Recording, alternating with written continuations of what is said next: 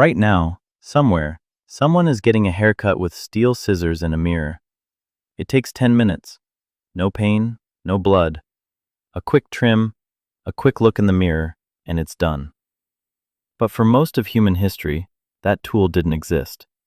So how did your ancestors deal with hair that never stopped growing? The answer is stranger and sharper than you'd expect. Around 100,000 years ago, at a place called Blombos Cave in what is now South Africa, archaeologists found something unusual. Shells, sharpened on one edge, small enough to hold, sharp enough to cut.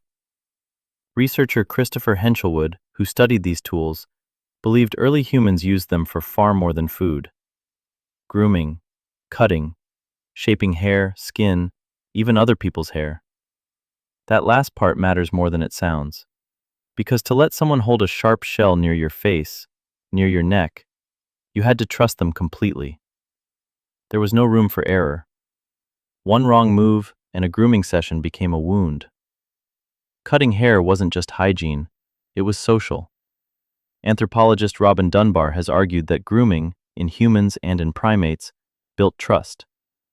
Chimpanzees spend hours a day picking through each other's fur, not because they need to, but because it calms them. It releases the same soothing chemicals as a hug. Humans likely did the same thing, just with sharper tools and a bit more purpose. Before there were mirrors, hair cutting was an act of closeness, not vanity. It was one of the earliest forms of physical trust between two people who weren't family by blood. Sharp stone flakes were used the same way, and this is where it gets stranger. Obsidian, when broken correctly, creates an edge sharper than surgical steel. Sharper than steel. Let that sit for a second. A rock, broken the right way, could outcut a modern blade used in operating rooms today. Early humans didn't need metal. They needed geometry. They understood fracture patterns, angles, and pressure long before anyone had a word for physics. A single strike in the right spot could produce an edge only a few atoms wide. Fast forward tens of thousands of years, and haircutting became something else entirely. A mark of rank. In ancient Egypt, priests shaved their entire bodies, every few days without exception. Not for style, for purity. Hair was seen as unclean, tied to the animal part of being human, something to be removed before approaching the divine. Meanwhile, across the world, in other cultures, the opposite was true.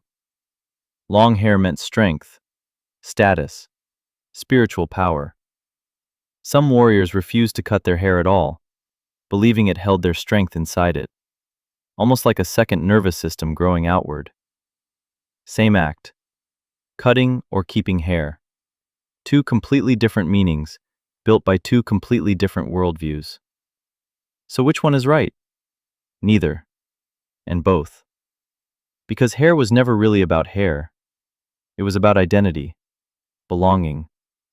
Who trusted you enough to hold something sharp near your neck? That trust hasn't gone anywhere, even now.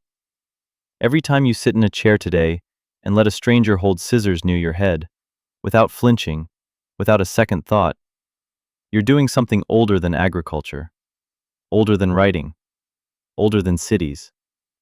You're repeating a ritual your ancestors performed with sharpened shells, around a fire, thousands of years before anyone wrote anything down.